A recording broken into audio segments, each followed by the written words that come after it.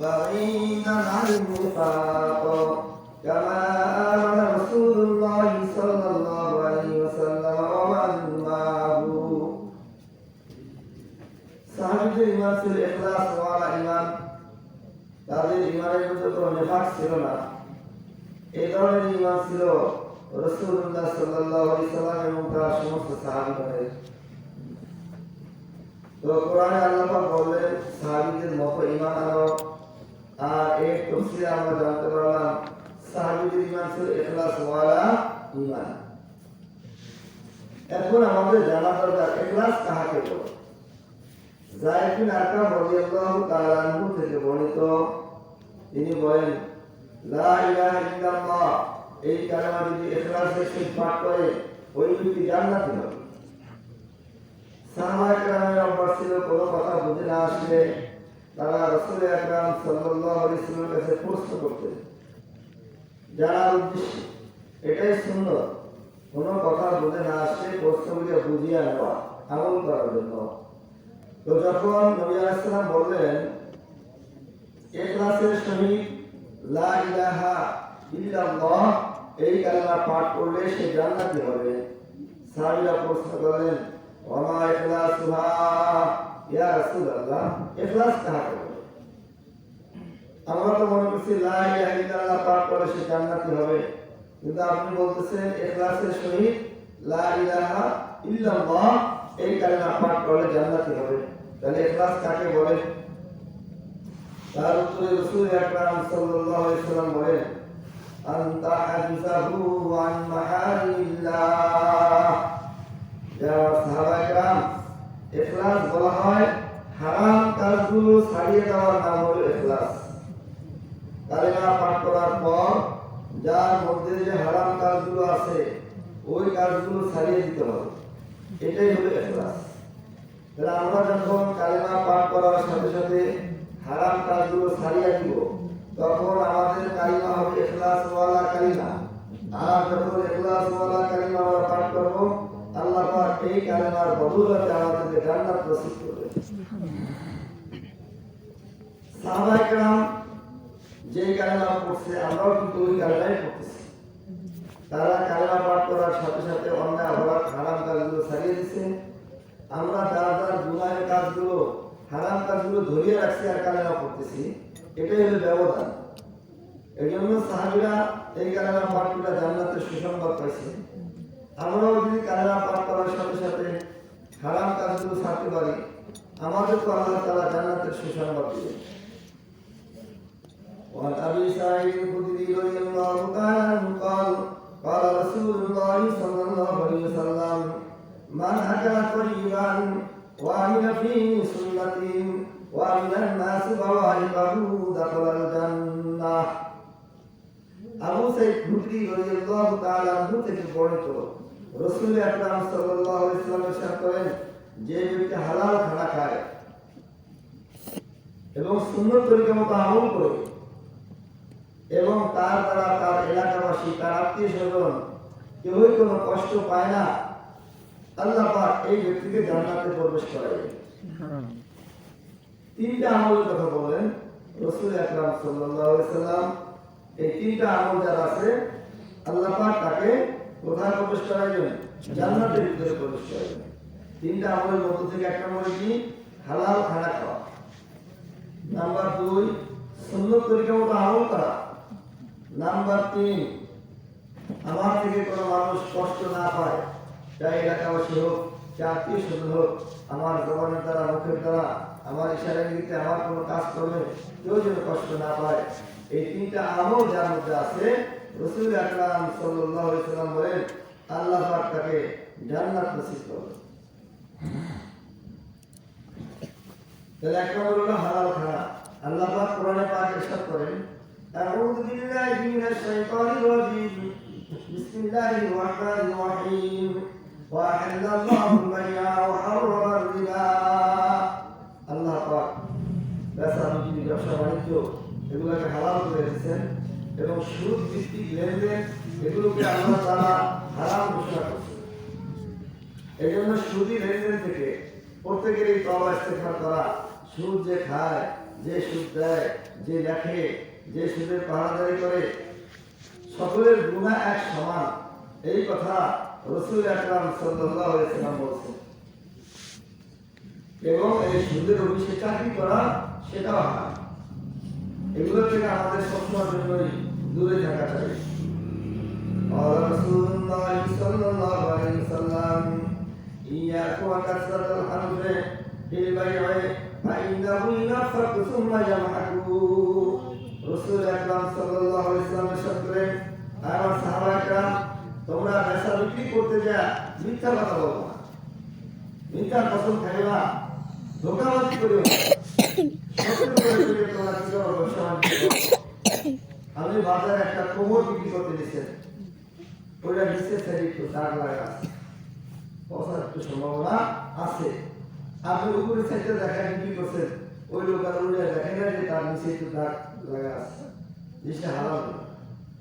দরকার ছিল এটাকে উল্টাইয়া পিছনে সাইডে দেখা দেওয়া যে ভাই একটু দাগ লাগছে, একটু দেখে নিয়ে কিনে, তাদের বেশি মনে নষ্ট হয় না, তাদের দাম না। রাসূলুল্লাহ সাল্লাল্লাহু আলাইহি ওয়াসাল্লাম একসময় বাজারে গেলেন, যেখানে গম বিক্রি হইতেছে ওখানে ঘোরাঘুরি করতেছে। হঠাৎ একজনের গমের বস্তার ভিতরে হাত ঢুকাই দিলেন। হাত ঢুকাই দিয়ে দেখলেন নিচের গমগুলো একটু ভিজা, উপরের গম শুকনা। রাসূলুল্লাহ সাল্লাল্লাহু আলাইহি ওয়াসাল্লাম জিজ্ঞাসা করলেন, যে ব্যাপার কি? তোমার গমের বস্তার উপরে গমগুলো দেখা যায় শুকনা, অনেক ভালো, আর নিচের গমগুলো দেখা যায় একটু ভিজা, এর কারণ? তখন ওই সাহাবী বললেন, ইয়া রাসূলুল্লাহ, কিছুদিন আগে বর্ষা হয়েছে, বৃষ্টি হওয়ার কারণে উপরের গমে পানির ছিটা লাগবে, এই জন্য আমি নিচ থেকে শুকনা গম করে দিয়ে দিচ্ছি, ওইগুলো একটু নিচে পড়ছে, যাতে মানুষ দেখে যে না এটা ভালো এবং বেচা বিক্রি ভালো হয়। রাসূলুল্লাহ সাল্লাল্লাহু আলাইহি ওয়াসাল্লাম বলে যে এটা ধোঁকাবাজ, তুমি হয়তো উপরে থাকবে না, হয় পাশে সরাই রাখবে, যে নেবে দেখে শুনে নিবে। এইভাবে ব্যবসা বাণিজ্যের মধ্যে, বেচা কেনার মধ্যে আমাদের জন্য কোনো হারাম না আসে, কোনো ধোঁকাবাজি না হয়, এইভাবে যদি আমরা ব্যবসা বাণিজ্য করতে পারি তাহলে আমাদের জন্য অনেক সুসংবাদ। সুসংবাদ কি? রাসূলুল্লাহ সাল্লাল্লাহু আলাইহি ওয়াসাল্লাম আত-তাজিরুস সুদুকুল আমিন মান নাবিয়্যিনা ওয়াস সিদ্দিকিনা ওয়াশ শুহাদা।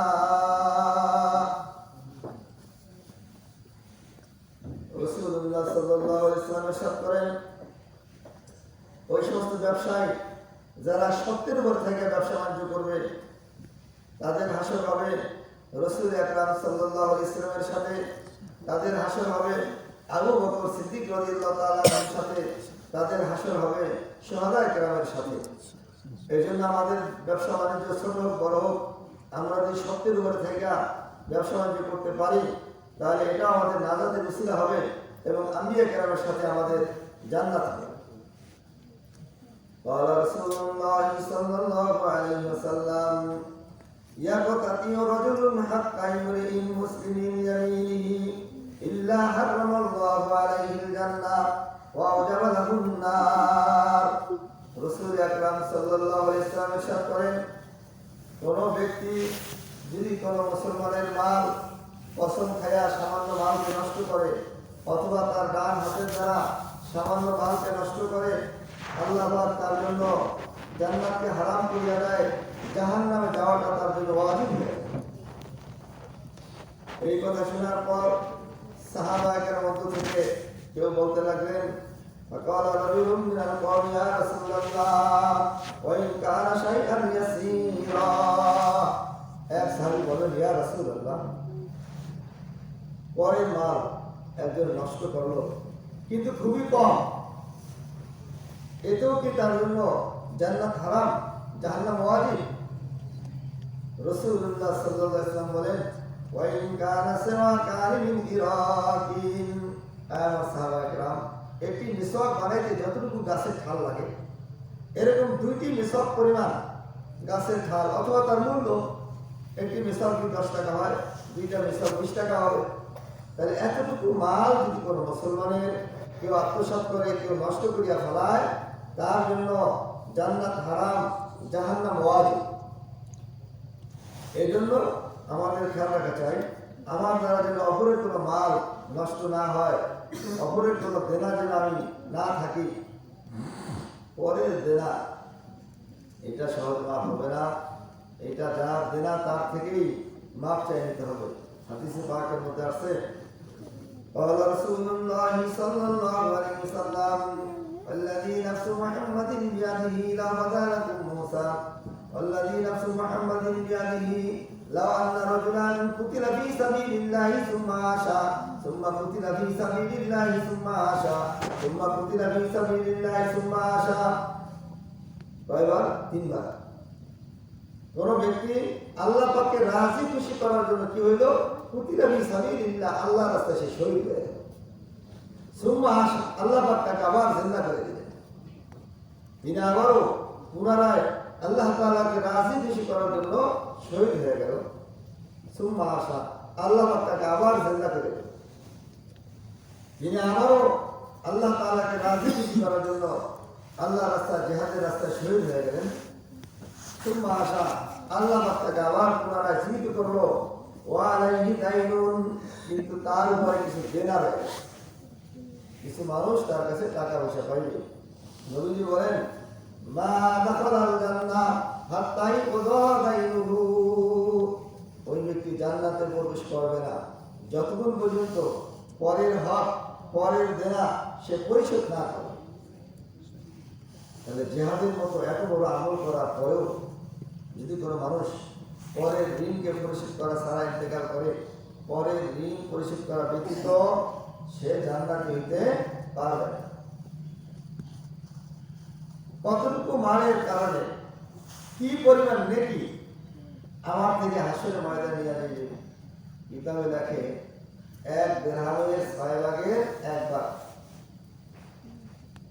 আমাদের দেশে আছে টাকা, 1 টাকা যদি 6 ভাগ করা হয়, 1 ভাগের মধ্যে হয়তো 16 পয়সা বা সামান্য আংশিক কম বেশি হতে পারে। এই 16 পয়সা পরিমাণ আমার কাছে কোনো লোক পাইবে, হাসরের ময়দানে সে আমার থেকে কি নিবে? সে আমার থেকে নেবে 700 টাকার ফরজ নামাজ জামাতের সহিত আদায় করা হয়েছে। এইরকম 700 টাকার ফরজ নামাজের নেকি নেওয়া যাবে মাত্র 16 পয়সার বিনিময়।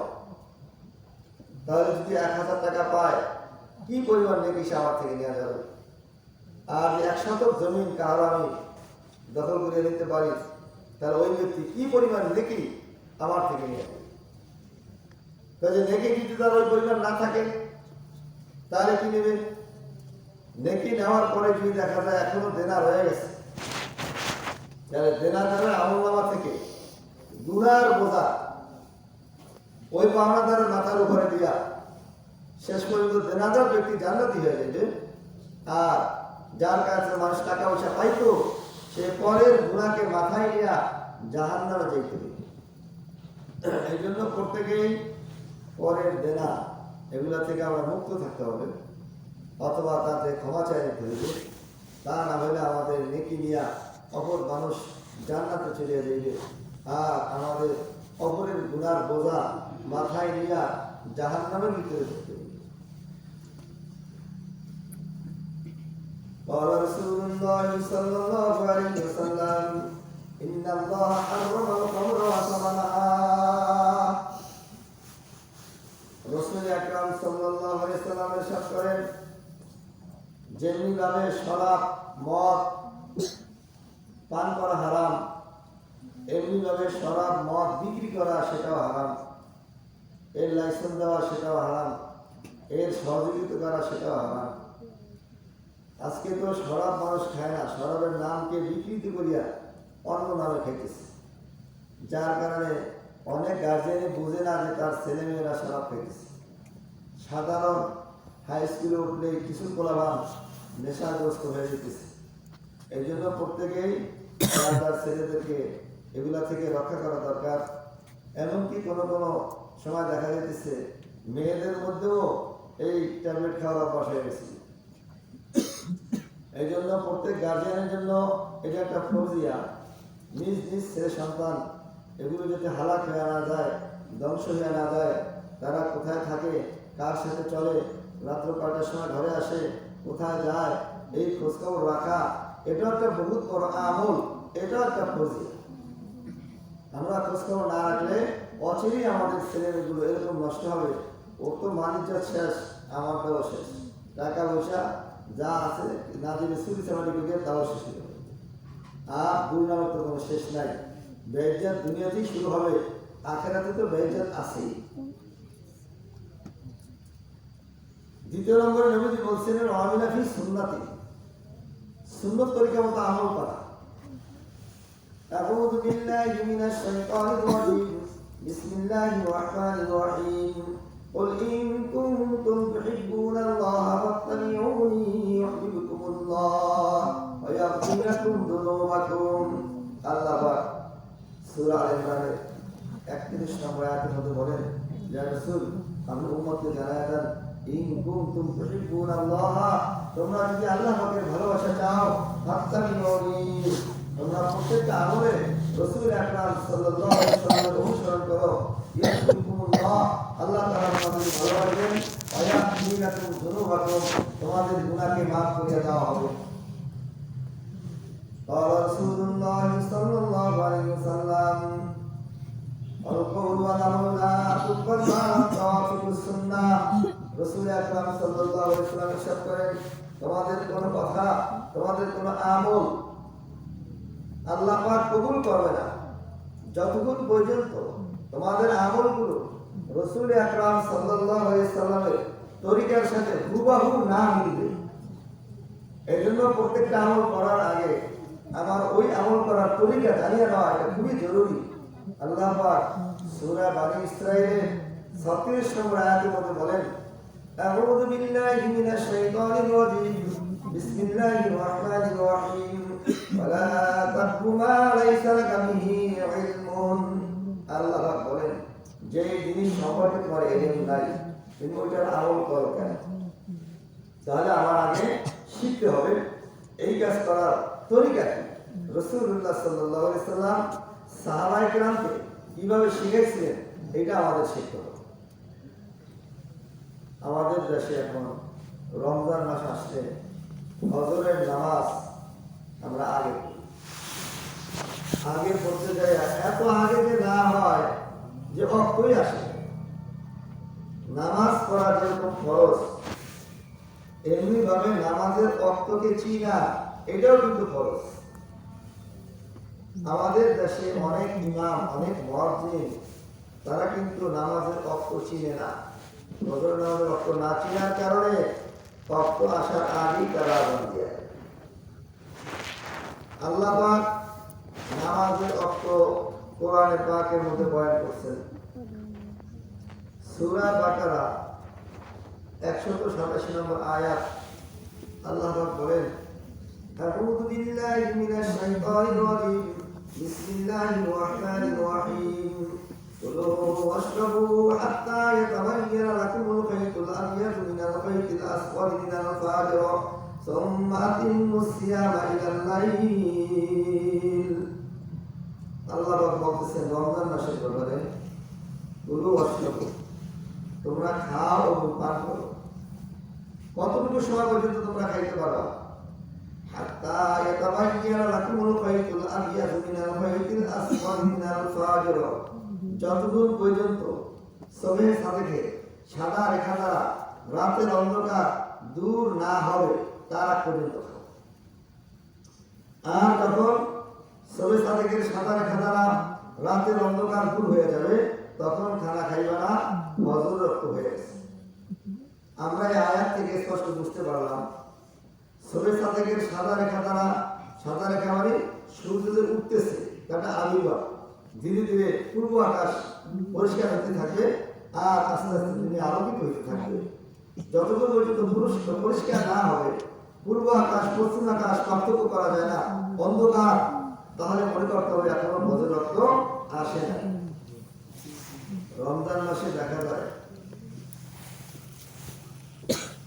আমরা যখন ফজর নামাজ পড়িয়া বাহির হয়ে যাই, এরপরও দেখা যায় অন্ধকার, পূর্ব আকাশ পশ্চিম আকাশ পার্থক্য করা যায় না। যখন এরকম অন্ধকার থাকবে, পূর্ব আকাশ পশ্চিম আকাশ পার্থক্য হয় নাই, তখন মনে করতে হবে এখনো সিঁড়ি খাওয়া যায়, এখনো বজ্র রক্ত আসে। আমি নিজেও প্রায় ৩৬ বছর পর্যন্ত এই বজ্রের নজর রক্তটা দেখতেছি। তাতে দেখা যায় আমাদের দেশের যে ক্যালেন্ডার, তার সময়সূচি থেকে 20 মিনিট পরে আজান দেওয়া লাগে।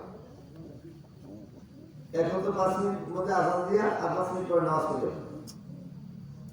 এই জন্য আমরা কমে 20 মিনিট অপেক্ষা করিয়া এরপর নামাজ পড়তে হবে।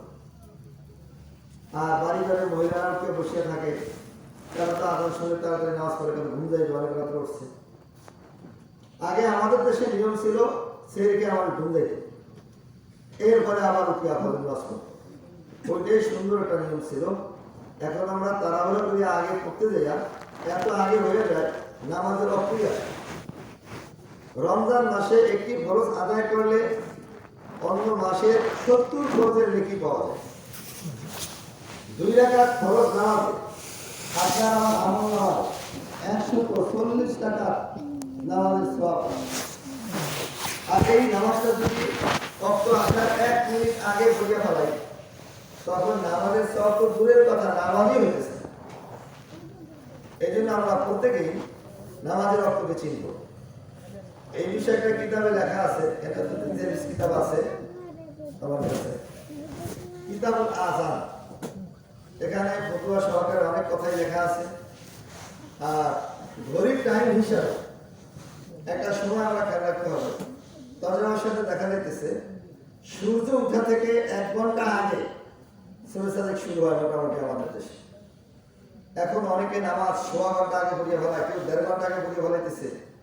এরকম হলে তো নামাজটা হলো না। রাসূল আকরাম সাল্লাল্লাহু আলাইহি ওয়াসাল্লাম ইরশাদ করেন, قال رسول الله صلى الله عليه وسلم اسمروا بالفجر فإنه أعظم للأجر। রাসূলুল্লাহ সাল্লাল্লাহু আলাইহি ওয়াসাল্লাম ইরশাদ করেন, তোমরা ফজরের নামাজ পরিষ্কার হয়ে আদায় করো, তাহলে তোমাদেরকে অনেক বড় নেকি দেওয়া হবে। তাই নবীজি বলতেছেন পরিষ্কার হইলে ফজরের নামাজ পড়ো। আমরা অন্ধকার থাকতে পড়িয়া ঘুমাইতেছি। এই জন্য প্রত্যেক আমল সুন্নত তরিকায় করা, এটা প্রত্যেক মুসলমানের জন্য জরুরি। قال رسول الله صلى الله عليه وسلم إذرة المؤمن إلى أنصاف ساقيه। রাসূলুল্লাহ সাল্লাল্লাহু আলাইহি ওয়াসাল্লাম ইরশাদ করেন, যারা ঈমানদার তাদের পায়জামা, তাদের লুঙ্গি এরা পরিধান করবে নিসফে সাক, তাদের জামা হবে নিসফে সাক। অনেকে আমরা পায়জামা পরি একবার টাকলু গিরা ঢেকে দেয়, তখন আমরা নামাজের সময় একটু উপরে জায়গায় নিই। আরে টাকলু গিরা ঢেকে কাপড় পরা সেটা জাহান্নামী মানুষের আলামত। নামাজের ভিতরেও নামাজের বাহিরেও কোনো সময় পুরুষ লোক টাকলু গিরা ঢেকে কাপড় পরা যায় নাই। আসল সুন্নত হলো নিসফে সাক পরিধান করা। قال رسول الله صلى الله عليه وسلم يتنفس بالشراب ثلاثا। রাসূল আকরাম সাল্লাল্লাহু আলাইহি ওয়াসাল্লাম 3 শ্বাসে পানি পান করতেন। এটাই সুন্নাত। 3 শ্বাসে পানি পান করা, 3 বার বিসমিল্লাহ বলা, 3 বার আলহামদুলিল্লাহ বলা। প্রথম গ্লাসকে মুখে নেওয়ার সময় বিসমিল্লাহ বলিয়া পানি কতটুকু খাইলো, এরপরে গ্লাসটা মুখ থেকে সরা বলবে আলহামদুলিল্লাহ। আবার কতটুকু পানি খাইবে বিসমিল্লাহ বলিয়া, আবার গ্লাস সরা বলবে আলহামদুলিল্লাহ। আবার বিসমিল্লাহ বলিয়া যতটুকু পারে খাওয়া শেষ করবে, আবার শেষে বলবে আলহামদুলিল্লাহ। রাসূলুল্লাহ সাল্লাল্লাহু আলাইহি ওয়াসাল্লাম এইভাবে 3 শ্বাসে পানি পান করতেন, 3 বার বিসমিল্লাহ বলতেন, 3 বার আলহামদুলিল্লাহ বলতেন। আমরা যদি সুন্নত তরিকার মতো প্রত্যেকটি কাজ করতে পারি, 24 ঘন্টা আমাদের আমল নামায় আল্লাহ পাকের ইবাদত করার সওয়াব লেখা হইবে। قال رسول الله صلى الله عليه وسلم إذا انطلع أحدكم فليبدأ باليمنى وإذا نزل فليبدأ بالشمال। رواه البخاري।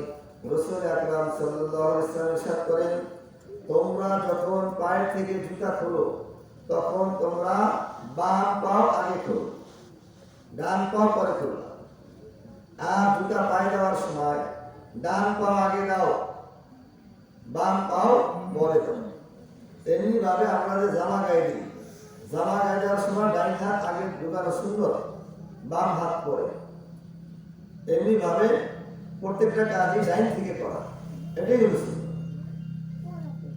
قال رسول الله صلى الله عليه وسلم إذا تساءلكم فليقل الحمد لله وليقل له عدو أو صاحبه يرحمك الله فإذا قال له يرحمك الله فليقل يهديكم الله ويصلح بالكم قال إذا تسبقت وجهه بيده أو صوبه واتبع صوته। আমরা যে হাসি দিই, হাসি দেওয়ার মধ্যে 5টা সুন্নাত আছে। প্রথম হলো হাসি দিয়া বলতে হবে আলহামদুলিল্লাহ। হাসি দিয়া কি বলতে হবে? আলহামদুলিল্লাহ। আমি হাসি দেওয়ার সময় আলহামদুলিল্লাহ বললাম, যারা শুনবে তারা বলবে ইয়া রাহমাকাল্লাহ। এই ইয়া রাহমাকাল্লাহ বলা শুনলে আবার আমার বলতে হবে ইয়াহদিকুমুল্লাহু ওয়া ইউসলিহু বালাকুম। এই গেল 3টা সুন্নাত। 4 নম্বর হলো হাসি দেওয়ার সময় চেহারার সামনে হাত অথবা রুমালকে ধরতে হবে। 5 নম্বর হলো হাসি দেওয়ার সময় আওয়াজকে ছোট করা। এই 5টি সুন্নাত হাসি দেওয়ার মধ্যে আদায় করা। বর্তমানে ঢিলার যে একটা সুন্নাত আমাদের আগে ছিল, এটা সব জায়গায় দুর্বল হয়ে গেছে। বিভিন্ন মাদ্রাসা থেকে ঢিলার সুন্নাত উঠে গেছে। এখন দেখা যায় টয়লেট পেপার সবাই ব্যবহার করে। ঢিলা ব্যবহার করা যদিও সুন্নত, এই সুন্নতের ফজিলত আল্লাহ পাক কোরআনে পাকের মধ্যে ইরশাদ করছেন। আউযু বিল্লাহি মিনাশ শাইতানির রাজীম। বিসমিল্লাহির রহমানির রহিম। ফীহি রিজালুন ইউহিব্বুনা আন ইয়াতাতাহহারু ওয়াল্লাহু ইউহিব্বুল মুতাহহিরিন। আল্লাহ পাক কোরআন আয়াত নাযিল করলেন, যা রাসূল আপনার দরবারে এমন কিছু লোক আছে যারা পবিত্রতাকে ভালোবাসে, আর আমি আল্লাহ তাআলা যারা পবিত্রতা ভালোবাসে তাদেরকে ভালোবাসি।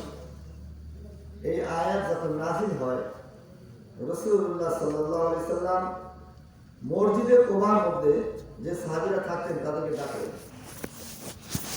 যে সাহাবারা তোমরা এমন কি আমল করো, তোমাদের যে আমল করে আল্লাহ পাক রাজি খুশি হইয়া আজকে আয়াত নাযিল করলো যে আল্লাহ পাক তোমাদেরকে ভালোবাসে, তোমরা সেখানে কি আমল করো?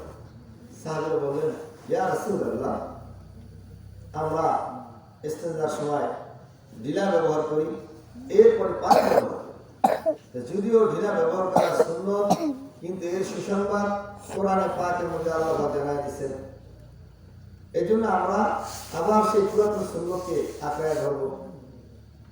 আমরা যে টয়লেট পেপার ব্যবহার করি, এটা বিভিন্ন কিতাবে মাকরুহে তাহরিমা লেখা আছে।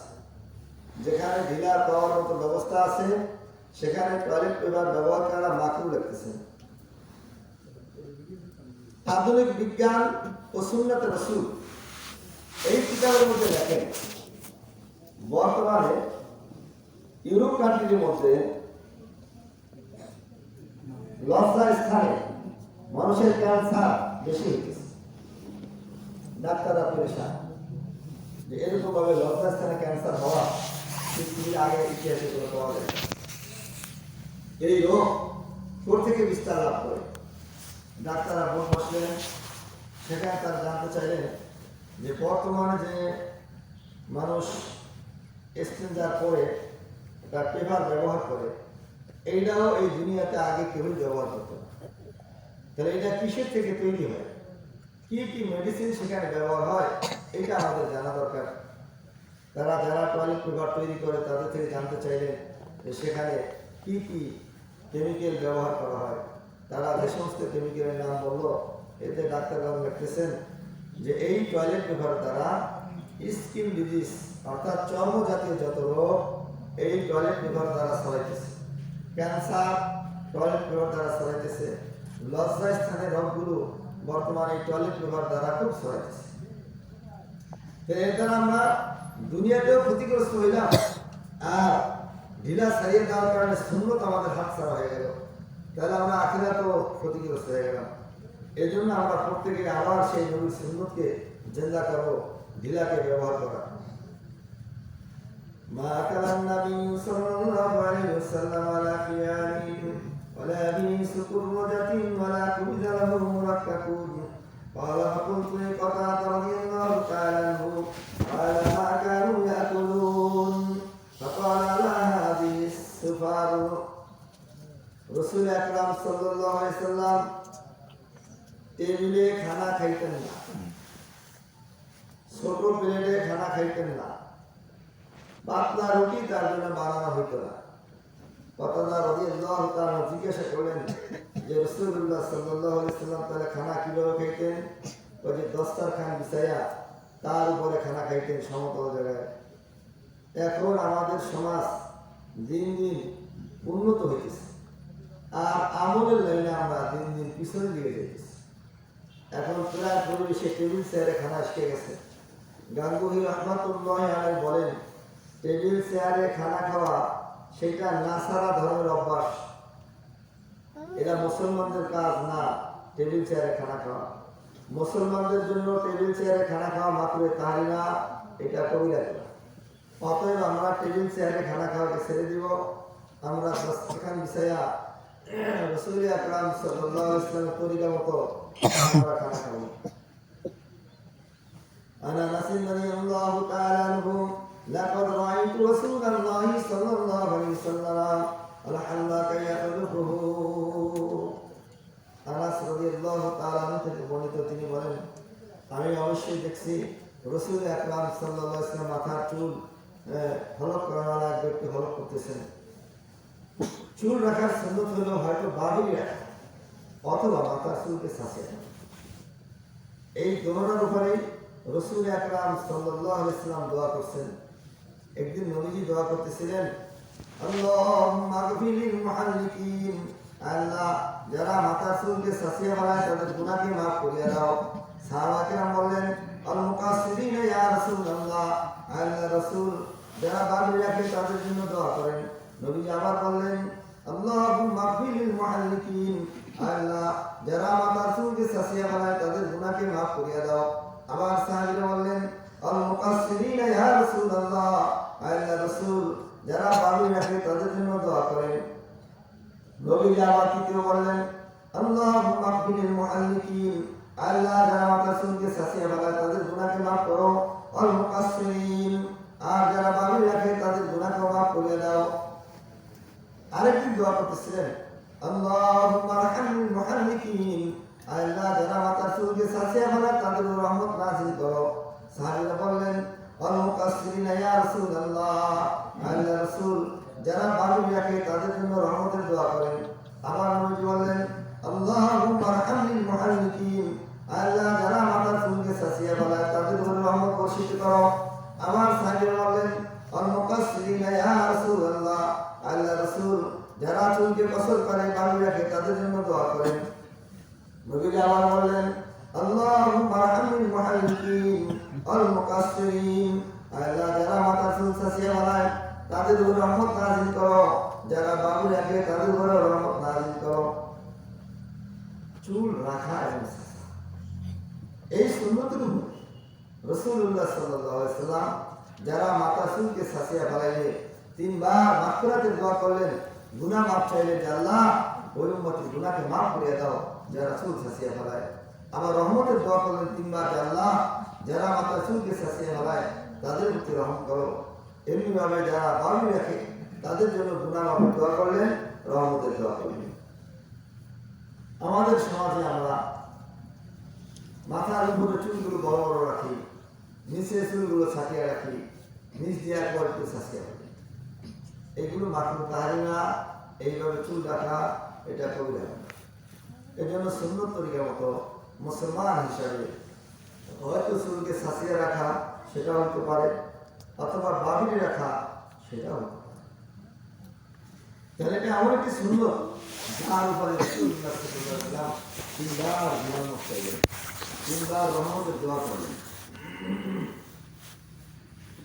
أعوذ بالله من الشيطان الرجيم بسم الله الرحمن الرحيم يا أيها الذين آمنوا إذا نودي للصلاة من يوم الجمعة فاسعوا إلى ذكر الله وذروا البيع আল্লাহ পাক পবিত্র কোরআনে ঘোষণা করেন, শুক্রবার যখন জুমার প্রথম আযান দেওয়া হয়, জুমার প্রথম আযানের সাথে সাথে নামাজের দিকে চলে আসা, এটা হলো ওয়াজিব। আমরা যে আযান দিলে ঘরে বসে থাকি, এটা কবিরা গুনাহ হয়। কেউ আযান দিছে, সে যদি ঘরে বসে কোরআন তেলাওয়াত করে, তাও কবিরা গুনাহ। আযান দিছে, সে ঘরে বসে নফল নামাজ পড়তেছে, তাও কবিরা গুনাহ। আপনি দোকান খুলে বেচাবেচি করতেছেন, সেটাও কবিরা গুনাহ। কেউ হাল চাষ করে, কবিরা গুনাহ। কেউ মাছ ধরে, কবিরা গুনাহ। অর্থাৎ জুমার প্রথম আযান হলে দুনিয়ার কাম হোক, আখিরাতের কাজ হোক, সব কাজ করার বন্ধ, শুধু নামাজের দিকে আগে আসতে হবে। হ্যাঁ, উযু গোসল না থাকলে এগুলো সাথে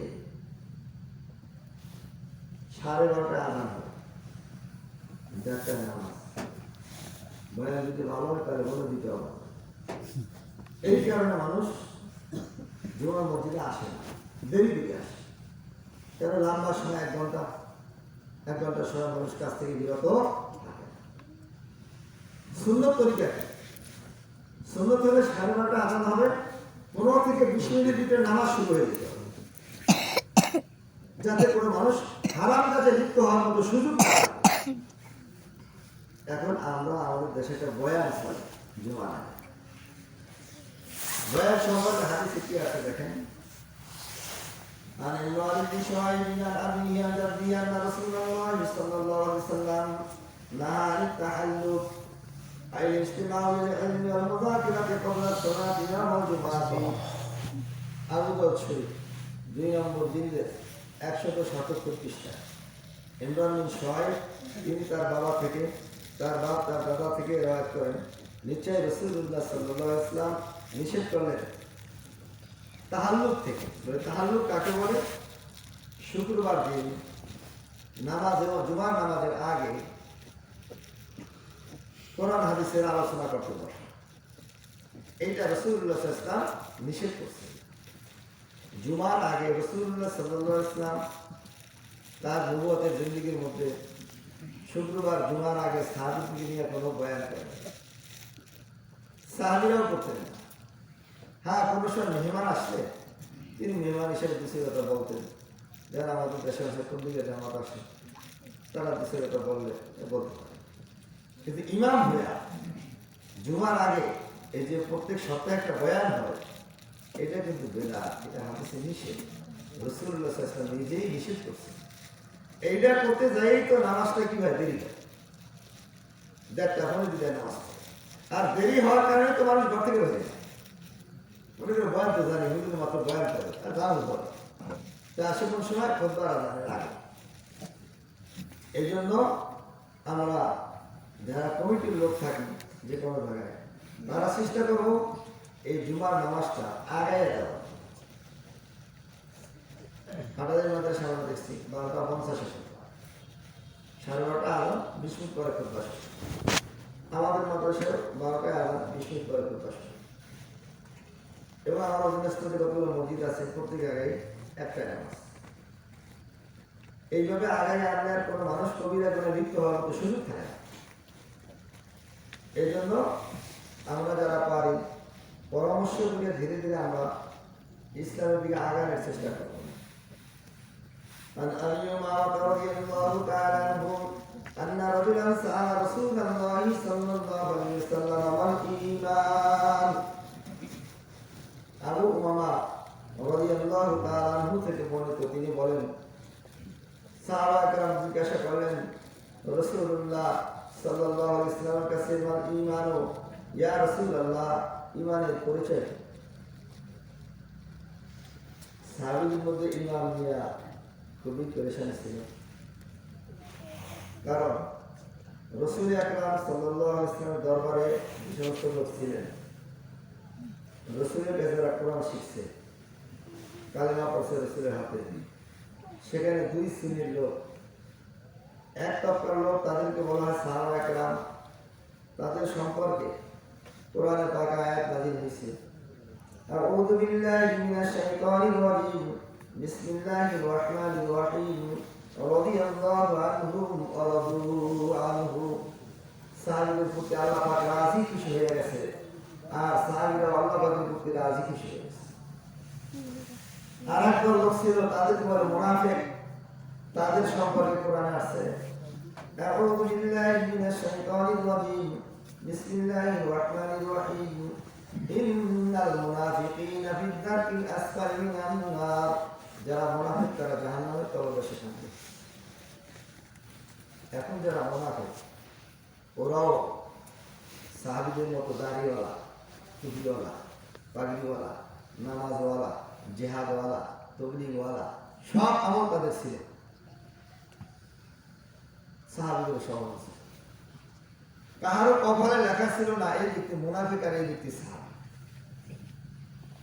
কোরআন আয়াত তো দুই ধরনের নাযিল হয়ে গেছে। ইয়া রাসূল, আপনার দরবারে যারা আছে, একদল সরাসরি জাহান্নামী, আর একদল জান্নাতি। বল জাহান্নামী কারা? যাদের অন্তরে নিফাক আছে। জান্নাতি কারা? যাদের অন্তরে খালেস ঈমান আছে। আমরা তো নিজেকে নিজে গর্ববোধ করি, আমি জান্নাতি, কারণ নামাজ পড়ি, পাঁচ ওয়াক্ত, রমজানে রোজা রাখি, দাঁড়িয়ে আছে, পাগড়ি আছে, টুপি আছে, মাসে ওয়াজ নসিহত করি, কেউ মনে করে আমি তবলিগ করি, কেউ মনে করে আমি জিহাদ করি। আর এগুলো তো সব মোনাফিক ছিল। আসল জিনিস অন্তরে ঈমান আছে কিনা। এজন্য সাহাবাকে জিজ্ঞাসা করলেন, মাল ঈমানু ইয়া রাসূলুল্লাহ, খাঁটি ঈমানের পরিচয় কি? আমার অন্তরে ঈমান আছে কিনা, আমি কিভাবে বুঝতে পারব? قال رسول الله صلى الله عليه وسلم إذا سرت حسنتك وساءتك سيئتك فأنت مؤمن। রাসূল আকরাম সাল্লাল্লাহু আলাইহি ওয়াসাল্লাম ইরশাদ করেন, আমার সাহাবা একরাম, নেকির কাজ করলে তোমার অন্তর যদি খুশি হয়ে যায়, আর পাপের কাজে তোমার অন্তরে পেরেশানি আসে, তাহলে তুমি ঈমান রাখো। তাহলে এখন যার যার ঈমান নিজেই আমারটা আমি বুঝতে পারবো, আমার ঈমান আছে না নাই, বা কতটুকু আছে। আমারটা আপনি বলতে পারবেন না, আপনার ঈমান সম্পর্কে আমি বলতে পারবো। এই জন্য আমরা যাচাই বাছাই করে দেখতে হইবে আসলে আমার অন্তরে ঈমান আছে কি নাই। গুনাহের কাজ হলে অন্তরে পেরেশানি আসে কি? পেরেশানি আসলে এটা ঈমানের আলামত। ওই ব্যক্তির অন্তরে ঈমান আছে। ঈমান থাকার কারণে গুনার কাজে তার মধ্যে কি আসলো? পেরেশানি আসলো। নামাজ ভঙ্গের কারণ আছে, আছে কিনা? উযু ভঙ্গেরও কারণ আছে, আছে কিনা? ঈমান ভঙ্গেরও কিন্তু কারণ আছে। হাজারো গুনাহ দেশের মধ্যে চলে। 3 প্রকারের গুনাহ মানুষের ঈমান ভঙ্গ হয়ে যায়। আবার কালেমা পাঠ করা লাগে। 3 প্রকারের মধ্য থেকে একটা হলো কুফরি গুনাহ। কুফরি গুনাহ করলে তার ঈমান ভঙ্গ হয়ে যায়। এরকম অনেক কুফরি কথা আমাদের সমাজে চলতেছে। যেগুলো আমরা এমনি বলে থাকি, দিনদার মানুষও ভর্তি করতে আসছে, হুজুর আমার বাড়ি অনেক দূরে, আমার তো দেশে কেউ নাই, জমিনে আপনি আছেন আর আসমান আল্লাহ আছে, আমার ছেলেটা কি সে ভাগ করে দিচ্ছে, আসমানের মালিক হলো আল্লাহ, জমিনের মালিক হলো। এটা কুফরি। এগুলো বলে ঈমান নষ্ট। অনেকের জায়গা থেকে অফিসে গেছে, থেকে বসে, স্যারের কেমন, স্যার আমার কেউ নেই, স্যার জমিনে আপনি আছেন আর আসমানে আল্লাহ আছে, দেখেন আমাকে কুফরি করছে। এইভাবে হাসতে হাসতে আমার অনেক সময় অনেক কথা বলিয়া ভালো, যেগুলো আসলে কুফরি। এরকম শিরক অনেক কথা আছে, এরকম বেদাতের গুনাহ আছে। 3 প্রকারের গুনাহে মানুষের ঈমানকে কি করে? নির্মূল করে। এই সম্পর্কে আমার একটি কিতাব লেখা আছে, আকায়েদ ইসলাম।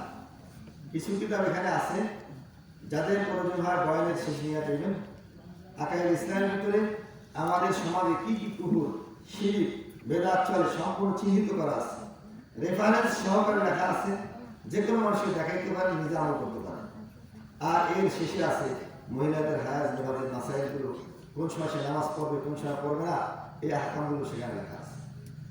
আচ্ছা, এখন রাসূলুল্লাহ সাল্লাল্লাহু আলাইহি ওয়াসাল্লাম ইমানদারের পরিচয় কি দিলেন? নেকির কাজ করলে অন্তর খুশি হয়ে যায়, আর পাপের কাজে অন্তরে পেরেশানি আসে। আল্লাহ পাক সূরা আহজাব এই সূরা 33 নম্বর আয়াতে বলেন, আউযু বিল্লাহি মিনাশ শাইতানির রাজীম, বিসমিল্লাহির রাহমানির রাহিম, আকারনা ফি বুয়ুতিকুন্না। মহিলারা নিজস্ব ঘরে বরকরার থাকবে, তারা নিজস্ব ঘর থেকে বের হইবে না। এই আয়াত যখন নাযিল হয়, এরপরে মহিলাদের উপরে পর্দা ফরজ হয়। এই আয়াত নাযিল হওয়ার আগে মহিলারা জিহাদের ময়দানে মসজিদে যায় নামাজ আদায় করত, জানাজার নামাজ পড়ার জন্য তারা বের হইত। কিন্তু পর্দার আয়াত নাযিল হওয়ার পর এই কাজগুলো সম্পূর্ণ নিষেধ হয়ে গেছে। পর্দার হুকুমকে লক্ষ্য করলে দেখা যায় আমাদের আপন চাচাতো বোন, মামাতো বোন, খালাতো বোন, ফুফাতো বোন, আপন চাচি, আপন মামি, আপন শালি, আপন ভাবি, আপন বেআইন, ধর্ম মা, ধর্ম বোন, এরা আমাদের খুবই নিকটবর্তী। কিন্তু বালেগ হওয়ার পর এদের সাথে দেখা সাক্ষাৎ করা হারাম, কবিরা। এখন ভাবির সাথে দেখা হয়েছে আর তার মনের মধ্যে পেরেশানি আছে, আস্তাগফিরুল্লাহ, আল্লাহ কবিরা হয়ে গেছে, মাফ করো। খালাতো বোনের লাগে দেখা হয়েছে, পেরেশানি হয়ে গেছে। শালীর লাগে দেখা হইলো, সে ইস্তেগফার করতেছে, তাহলে বোঝা হলো তার মধ্যে ঈমান আছে। ঈমান থাকার কারণে মনের মধ্যে পেরেশানি আছে, আল্লাহ কবিরা হয়েছে, এখন সে ইস্তেগফার করতেছে, আল্লাহ পাকের কাছে ক্ষমা পাওয়ার আশা করে। এখন কবিরা গুনাহ হলো, যার মধ্যে পেরেশানি আসতো না, সে কি তওবা করবে, ইস্তেগফার করবে? তাহলে আমাদের অবস্থা রাখি। এই জন্য রাসূলুল্লাহ সাল্লাল্লাহু আলাইহি ওয়াসাল্লাম ঈমানকে চিনার জন্য বলেন, গুনার কাজ হয়ে গেলে যদি অন্তরে পেরেশানি আসে, ওই ব্যক্তি হলো খাঁটি ঈমানদার। আমাদের পরিবেশে সমাজে গুনার প্রভাব এত বাড়ছে, গুনাহ দেখতে দেখতে গুনাহকে আপনার গুনাহ মনে হয়। তুমি যারা গরম ভর্তা নেই, সুন্দর গরম ভর্তা নেই, পীরের মধ্যে ধ্যান গরম ভর্তা নেই। এখন মানুষ বোঝে এটা জরুরি জিনিস এমন যেন না। যখন এই আয়াত নাযিল হইল, মহিলাদের মধ্যে পেরেশানি আসে। কি জন্য? যে পুরুষ লোক কত দেখি তারা অর্জন করবে, জিহাদে যাইয়া, তাবলীগে যাইয়া, এরকম ভাবে ইলম শিখতে যাইয়া, ওয়াজ মাহফিলে যাইয়া, আমরা তো এগুলো থেকে বঞ্চিত। এই বিষয়টি বলে মহিলারা রাসূল আকরাম সাল্লাল্লাহু আলাইহি ওয়াসাল্লামের বাড়িতে গেলেন। সেখানে রাসূলুল্লাহ সাল্লাল্লাহু আলাইহি ওয়াসাল্লাম উম্মতের নারীদেরকে কি পরামর্শ দিলেন, আমরা এটা খেয়াল করে শুনব। عن أنس رضي الله تعالى عنه قال جئنا النساء إلى رسول الله صلى الله عليه وسلم قلنا يا رسول الله ذهب الرجال بالفرد والجهاد في سبيل الله تعالى فهل لنا عمل ندرك به فضل المجاهدين في سبيل الله تعالى। হযরত আনাস রাদিয়াল্লাহু তাআলা আনহু থেকে বর্ণিত, তিনি বলেন, একদিন রাসূল আকরাম সাল্লাল্লাহু আলাইহি ওয়াসাল্লামের ঘরে এলাকার মহিলারা গেল। তারা যে বললেন, ইয়া রাসূলুল্লাহ, পুরুষ লোক আল্লাহর রাস্তায় বের হয়, অনেক নেকি তারা অর্জন করে, আমরা যদি পর্দাকে বানিয়ে ঘরে বসে থাকি, আমরা এই নেকিগুলো কিভাবে পাইতে পারি? فقال عليه الصلاة والسلام من قالت منكن في بيتها فإنها تطيق عمل المجاهدين في سبيل الله تعالى। রাসূলুল্লাহ সাল্লাল্লাহু আলাইহি ওয়াসাল্লাম ইরশাদ করেন, আমার উম্মতের নারীরা জানিয়ে রাখো, যে সমস্ত মহিলারা ঘরের ভিতরে থাকবে, পর্দাকে বানিয়ে চলবে, পুরুষ লোক জিহাদের ময়দানে যায় যে পরিমাণ নেকি অর্জন করে, তাবলীগ জামাতে যায় যে পরিমাণ নেকি পায়, মসজিদ মসজিদে নামাজ পড়তে যায় যে পরিমাণ নেকি পায়, ওয়াজ মাহফিলে যায় যে পরিমাণ নেকি অর্জন করে, মহিলারা পর্দাকে মানিয়ে চলে আল্লাহ তাআলা ঘরে বসায় ওই পরিমাণ নেকি দান করে দিবেন। কত সহজ করে দিয়েছে আল্লাহ পাক মহিলাদের জন্য। এখন তো এলেম না থাকার কারণে অনেক জায়গার মধ্যে মহিলাদের আলাদা প্যান্ডেল, পুরুষের আলাদা প্যান্ডেল হইতেছে কিনা? মসজিদের মধ্যে মহিলাদের আলাদা নামাজের স্থান, পুরুষের আলাদা নামাজের স্থান, এগুলো সম্পূর্ণই কবিরা, সম্পূর্ণ কবিরা।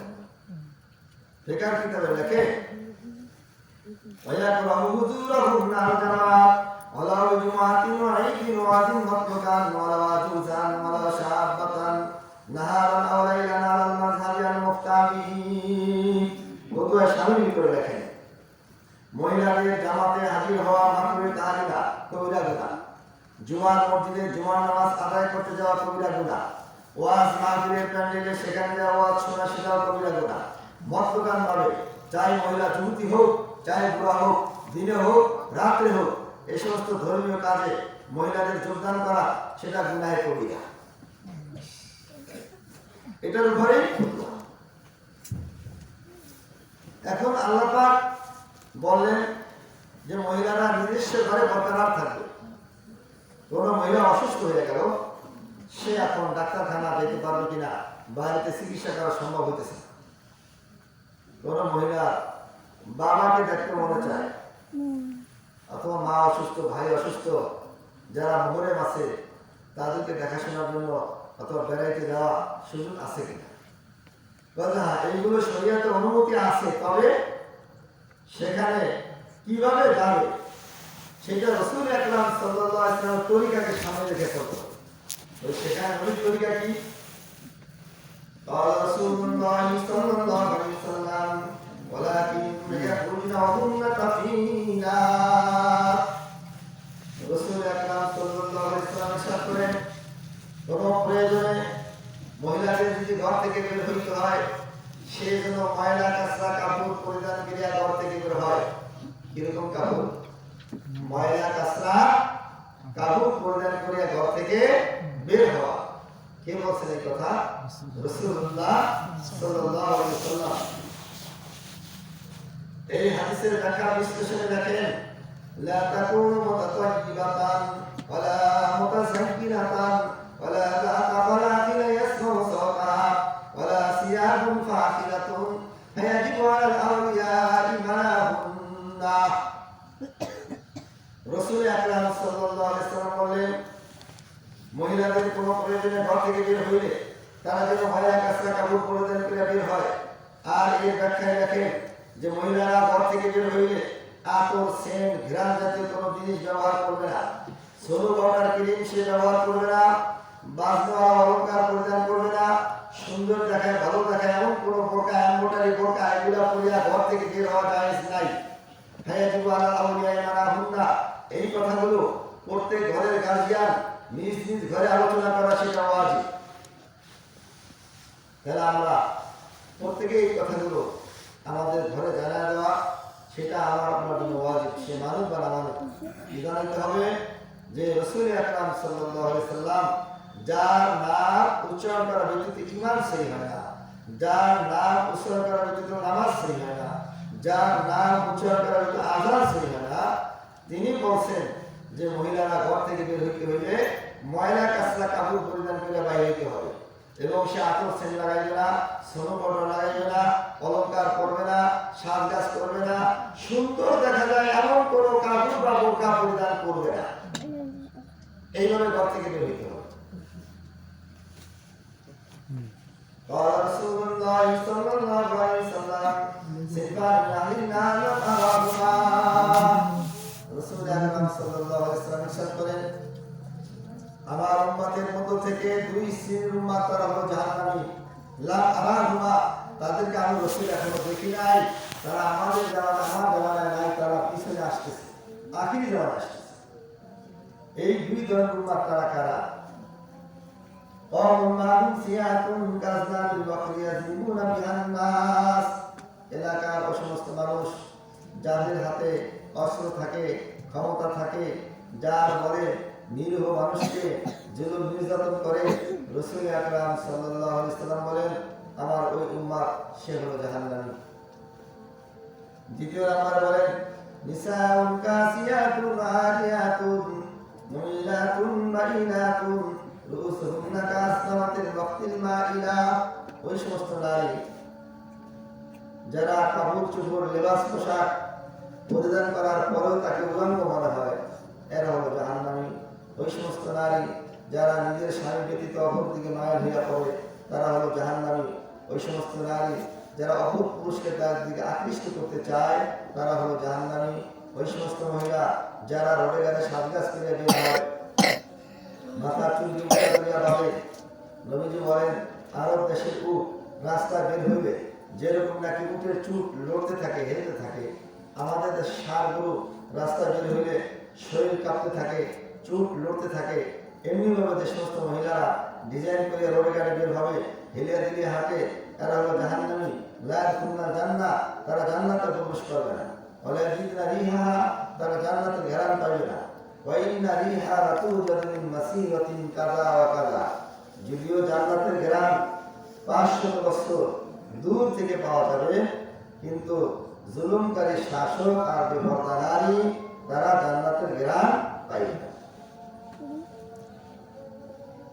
এখানে আযান কয়টায়? 8:30 হইব। কয়টা হবে? 7:45। এই হাদিসের ব্যাখ্যা বিশ্লেষণে দেখেন যে সমস্ত মহিলারা স্বামীর মালের সুখী আদায় করে না, কিরকম কারো স্বামী কাপড় কিনলো, মহিলার পছন্দ হইল না, যে বললো যে কি কিনলা, এত বালা কাপড় মুখের ঘরে আনছে, তুমি কি সেই ঘর ছিল না? এইভাবে যারা স্বামীর মালের সুখী আদায় করে না, তারাও জাহান্নামী মহিলাদের অন্তর্ভুক্ত। এমনিভাবে যারা শরীরের কিছু অংশ ঢাকে আর কিছু অংশ খোলা রাখে, তারাও জাহান্নামী মহিলাদের অন্তর্ভুক্ত। আমাদের দেশে যে জামাগুলা মহিলারা ব্যবহার করে, যেটা হাফ হাতা, হাতের বারোয়ানি খোলা থাকে, আবার অনেক সময় ব্লাউজ গায়ে দেয়, প্যান্ট পিট উদা থাকে, এগুলো কোনো মুসলমানের পোশাক না। মুসলিম নারীদের 3টি পোশাক সুন্দর: সালোয়ার, কামিজ, ওড়না। সালোয়ার মানে ঢিলা ডালা পায়জামা, কামিজ মানে গোল জামা, এটা লম্বা হবে, একেবারে হাঁটুর নিচে পর্যন্ত লম্বা করতে পারে, ঢিলা ডালা জামা হবে। ওড়না মোটা হবে, যার ভিতর দিয়ে কোনো চুল দেখা না যায়। এইভাবেই 3টি পোশাক পরিধান করা মামুদের জন্য সুন্নত। আমাদের দেশে শাড়ি কাপড় যে পরা হয়, সেটা সুন্নতি লেবাস না, এটা দেশীয় একটা পোশাক। তাহলে কোনো মহিলা শরীরের কিছু অংশ ঢাকে আর কিছু অংশ খোলা থাকে। যে ব্লাউজগুলো আমাদের সে গায়ে দেওয়া হয়, এরা গায়ে দিয়ে স্বামী ব্যতীত কারোর সামনে দাঁড়ানো যায় নেই। আপন বাবা, আপন মেয়ে কতটুকু শরীর দেখতে পারে, আপন ভাই, আপন বোনের কতটুকু শরীর দেখতে পারে, আপন ছেলে, আপন মায়ের কতটুকু শরীর দেখতে পারে। হাঁটু থেকে নিচে পায়ের পাতা পর্যন্ত দেখতে পারে, হাতের গোড়ালি থেকে নখের মাথা পর্যন্ত দেখতে পারবে, গর্দান থেকে মাথা, চেহারা, চুলের শেষ পর্যন্ত দেখতে পাবে। বাকি হাঁটু থেকে নাভি, নাভি থেকে পেট পিঠ, এইগুলো দেখা আপন ছেলে যদি বালেগ হয়, আপন মায়ের এগুলো দেখা যায় নাই, আপন ভাই, আপন বোনের দেখা যায় নাই, আপন জন্মদাতা বাপ, আপন মেয়ের দেখা যায়। দেখা যায় আমাদের ঘরে বাড়িতে এক ছেলে দুধ পান করাইতেছে, পেট পিঠ সবুদা, আর এক ছেলে দাঁড়ায় গেছে, মা মনে করো দুধ খাওয়াই সমস্যা, এখন শরীর থেকে হারাম আছে। আপন ভাই দাঁড়াইছে, বাবা দাঁড়াইছে, শরীর এটাকে হারাম আছে। এই জন্য এগুলো আমাদের খুব হুঁশিয়ার থাকতে হবে। এটা ফরজিয়া, এটা কোনো নকল কাজ না যে কে মানলে মানল না মানলে না। এমনিভাবে যে সমস্ত মহিলারা পাতলা কাপড় পরিধান করে, কাপড় পাতলা হওয়ার কারণে তার শরীরের রং বাহির থেকে যদি বোঝা যায়, এই মহিলা এমনিভাবে এরকম টাইট ফিট লেবাস সে পরিধান করলো, যার দ্বারা তার কাপড়ের উপর দিয়া অথবা বোরকার উপর দিয়া তার দেহের কাঠামো ভাসিয়া উঠে, সে মহিলাও জাহান্নামী। এই জন্য আমরা যারা পুরুষ আছি, লেবাস পোশাক কেনার ভিতরে এইদিকে লক্ষ্য করে কিনতে হবে, তা না হইলে সেটা আমাদের জন্য গুনার কারণ হয়ে যাবে। আমাদের দেশে যে বোরকাগুলো ব্যবহার করা হয়, যার চক্ষু খোলা থাকে, চক্ষু খোলা, এইরকম বোরকা গায়ে দিয়া পর্দার ফরজিয়া আদায় হয় না। প্রত্যেক মহিলা পুরুষ হোক চোখের হেফাজত করা এটা সরাসরি আল্লাহ পাকের আদেশ। আল্লাহ পাক কোরআনে পাকের মধ্যে ইরশাদ করেন, আউযু বিল্লাহি মিনাশ শাইতানির রাজীম, বিসমিল্লাহির রাহমানির রাহিম, কুল লিল মুমিনাত ইয়াগহুদ্দু মিন আবসারিহিন্না। ইয়া রাসূল, আপনি প্রত্যেক উম্মতের আপনার নারীদেরকে বলেন তারা যেন তাদের চক্ষু নিচের দিকে রাখে, তারা যেন চক্ষু উঠায় উপরে না তাকায়। এই আয়াতের তাফসীরে ফুকাহায়ে কেরাম লেখেন, মহিলাদের মনে খায়সাত থাকুক বা না থাকুক, মদ্যপান ভাবে অপর পুরুষদের তাকানো সেটা হারাম। একজন পুরুষ তার মনে খায়সাত থাকুক বা না থাকুক, স্বেচ্ছায় অপর মহিলার দিকে তাকানো সেটা পুরুষের জন্য হারাম। এগুলো থেকে বাঁচিয়ে থাকা আমাদের জন্য খুবই জরুরি। মহিলাদের চেহারা ঢাকা এটা কিন্তু সতর। অনেকে মনে করে মহিলাদের চেহারা সতর না, এটা ভুল ধারণা। শুধু নামাজের ভিতরে চেহারা হাত পাও খোলা রাখতে পারবে, এটা শরীয়তের অনুমতি আছে। নামাজের বাহিরে ভিন পুরুষের সামনে চেহারা খোলা রাখা সেটা জায়েজ নাই। আল্লাহ পাক সূরা আহজাবের 59 নম্বর আয়াতের মধ্যে বলেন, আউযু বিল্লাহি মিনাশ শাইতানির রাজীম, বিসমিল্লাহির রাহমানির রাহিম, ইউদিরিনা আলাইহিন্না মিন জালাবিবিহিন্না। মহিলারা কোনো প্রয়োজনে যদি ঘর থেকে তারা বের হয়, তারা তাদের চাদরকে মাথার উপর দিয়া চেহারার উপরে ছাড়িয়ে দেবে। এইভাবে চেহারাকে ঢেকে রাখা এটা কোরআনের নির্দেশ। আমাদের দেশে বলে ঘোমরা দেওয়া থাকে, আমাদের দেশে কি বলে ঘোমরা। এই চলনা আমাদের দেশে আগে আমাদের দাদি নানি চাচি খালা ফুফি তাদের ভিতরে ছিল। বর্তমানে আমাদের মা বোনদের মধ্য থেকে এটা কেমন যেন পিছিয়ে গেছে, এখন আর ঘোমরা দেওয়ার চল নাই। কিন্তু এইভাবে ঘোমরা দেওয়া মহিলারা চলাফেরা করা এটা কোরআন হুকুম, কোরআনে আইন। এই জন্য আমরা আবার সেই কোরআনে আইনকে জিন্দা করার জন্য চেষ্টা করব। নাগমাতুল মারআতি আওরাতুন, মহিলাদের গলার আওয়াজ ফিতনার ভয়ে ছোট করা এটা হলো ফরজ। এই জন্য প্রত্যেক ঘরে আমাদের তালিম দেওয়া চাই, মহিলারা যেন বড় আওয়াজে কথা না বলে। আল্লামা সিস্তানি রাহমাতুল্লাহি আলাইহি লেখেন, ঘরে কবরামি ঘর সরাই বন্ধ এবারে সরা দোয়াই বড়াই বন্ধ। ওই সমস্ত ঘরে খুশির দরজা বন্ধ হয়ে যায়, যেই ঘরের মহিলাদের গলার আওয়াজ উঁচু হয়, বড় হয়, সেই ঘরে রহমতের দরজা বন্ধ হয়ে যায়। আমরা যদি চাই আমাদের ঘরে বরকত হোক, আল্লাহর রহমত আসুক, তাহলে আমাদের জন্য উচিত আমাদের মানুষদেরকে বলিয়া দেওয়া তারা যেন বড় আওয়াজে কথা না বলে। رواه سليمان رضي الله تعالى عنه قال دخلت فاطمة رضي الله تعالى عنها على رسول الله صلى الله عليه وسلم إلى آخر الحديث। সুলাইমান রাদিয়াল্লাহু তাআলা আনহু থেকে বর্ণিত, একদিন ফাতিমা রাদিয়াল্লাহু তাআলা আনহা রাসূল আকরাম সাল্লাল্লাহু আলাইহি ওয়াসাল্লামের বাড়ি গেলেন। রাসূলুল্লাহ সাল্লাল্লাহু আলাইহি ওয়াসাল্লাম ফাতিমা রাদিয়াল্লাহু তাআলা আনহা দিকে তাকাইলেন। তাকায় দেখলেন যে ফাতিমা রাদিয়াল্লাহু তাআলা কাঁদতেছে। রাসূলুল্লাহ সাল্লাল্লাহু আলাইহি ওয়াসাল্লাম জিজ্ঞাসা করলেন, মা লাকি ইয়া বিনতি, আমার আদরের মেয়ে কলিজার টুকরা ফাতিমা, তোমার কান্নার কারণ কি? ফাতিমা রাদিয়াল্লাহু তাআলা আনহা বলেন যে আব্বাজান, গত রাতে আমি যখন আলী রাদিয়াল্লাহু তাআলা আনহুর সাথে ঘুমের বিছানায় শুতে গেলাম, আমরা স্বামী স্ত্রী চেহারায় মশারি করতেছিলাম। ইতিমধ্যে আমার জবান থেকে এমনটি কথা বের হলো যার কারণে আলী রাদিয়াল্লাহু তাআলা আনহু পেরেশান হয়ে গেলেন। আলী রাদিয়াল্লাহু তাআলা আনহু রাগান্বিত হয়ে গেলেন, তিনি কথা বলাকে বন্ধ করে দিলেন।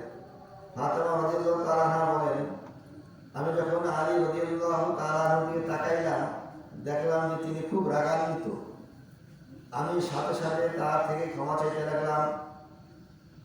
বলতু লাহু ইয়া হাবিবি আরদি আন্নী তুফতাহু লাহু, জাবাদান আমি আলী রাদিয়াল্লাহু তাআলা আনহুর চতুর্পাশে ঘুরতেছিলাম, আর তার কাছে ক্ষমা চাইতেছিলাম যে আমার আদরের স্বামীকে মাফ করে দাও, ক্ষমা করে দাও। আলী রাদিয়াল্লাহু তাআলা আমাকে শান্তি নিয়ে কোনো কথা বলতেছেন না। এমনিভাবে একবার দুইবার নয়, তিনবার চারবার নয়, পাঁচবার ছয়বার নয়, সপ্তমবারে আবার তার কাছে গেলাম, ক্ষমা চাইতেছিলাম।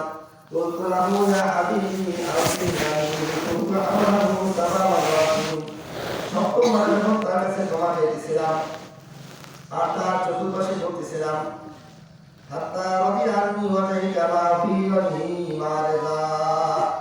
সপ্তমবার দেখলাম আলী রাদিয়াল্লাহু তাআলা আনহু আমাকে তাকায় হাসতেছেন। তার হাসি দেখে বুঝতে পারলাম তিনি আমাকে ক্ষমা করে দিলেন। আমার কান্নার কারণ হলো আমার রব, আমার আল্লাহ, সে আমার প্রতি রাজি আছে না অসন্তুষ্ট হয়ে গেছে, এই ভয়ে আমি কাঁদছি। এখানে পুরুষ মহিলা উভয়ের কিছু শিক্ষার বিষয় আছে। অন্য ব্যবহারের মধ্যে আসছে স্বামী স্ত্রীর তর্ক লাগে, ইবলিস শয়তান সেখানে দেখা হয়, উভয়কে ওয়াসওয়াসা দিতে থাকে। স্ত্রীকে ওয়াসওয়াসা দেয়, তার কথা এলোমেলো হয়ে যায়। স্বামীকে ওয়াসওয়াসা দেয়, তার মেজাজ চড়াও হয়ে যায়। ইবলিস শয়তান বলে যতক্ষণ পর্যন্ত তালাক না দেয় আমি ওই ঘর থেকে সরি না, কিন্তু ওয়াসওয়াসা দিতে থাকে। এখন এই ইবলিস শয়তানের হাত থেকে আমাদের রক্ষা পাওয়ার দরকার আছে কিনা? রক্ষা পাইতে হলে এই সুযোগ থাকতে হবে। সেটা কি? হযরত আলী রাদিয়াল্লাহু তাআলা আনহু যখন দেখলেন ফাতেমা রাদিয়াল্লাহু তাআলা আনহার কথা সীমা লঙ্ঘন হয়ে গেছে, তিনি কি করলেন? রাগান্বিত হইলেন, কিন্তু কথা বন্ধ করে দিলেন, গম্ভীরতা অবলম্বন করলেন। দেখি কিছু বললে কালকেও বলা যাবে, আজকে দেখি সে কতদূর পারে। তাহলে পুরুষের জন্য সুন্নত হলো স্ত্রীর সাথে তর্ক বিতর্ক লাগে তখন পুরুষ লোক কথাকে বন্ধ করে দেওয়া, এটাই পুরুষের জন্য সুন্নত। মহিলাদের সুন্নত কি? ফাতেমা রাদিয়াল্লাহু তাআলা আনহা যখন দেখলেন তার স্বামী তার উপর অসন্তুষ্ট, তিনি দেরি না করলেন, সাথে সাথে ক্ষমা চাইতে লাগলেন। এমনি ভাবে একে একে 7 বার ক্ষমা চাইলা। স্বামীকে সন্তুষ্ট করার পর বাবার কাছে যা কান্নাকাটি করতেছে, আল্লাহ তাআলা তাকে ক্ষমা করলো। তাহলে মহিলাদের এটাই সুন্নত, যে কোনো সময় স্বামী যদি তার সাথে রাগান্বিত হয়ে যায় তাকে মাফ চাইয়া ক্ষমা চাইয়া রাজি খুশি করা। হযরত ফাতেমা রাদিয়াল্লাহু তাআলা আনহা তিনি কে ছিলেন? তিনি ছিলেন আরবের বাদশাহ মেয়ে। রাসূলুল্লাহ ছিলেন আরবের বাদশাহ, তারই মেয়ে ছিলেন ফাতেমা রাদিয়াল্লাহু তাআলা আনহা। হযরত ফাতেমা রাদিয়াল্লাহু তাআলা আনহা কে ছিলেন? তিনি ছিলেন জান্নাতি মহিলাদের সর্দার। এইগুলো সব ছাড়িয়ে দিয়া স্বামীকে রাজি খুশি করার জন্য সাথে সাথে ক্ষমা চাইতে লাগে। এটাই মহিলাদের সুন্নত। আমরা যারা মেয়ের বাবা আছি আমাদের সুন্নত।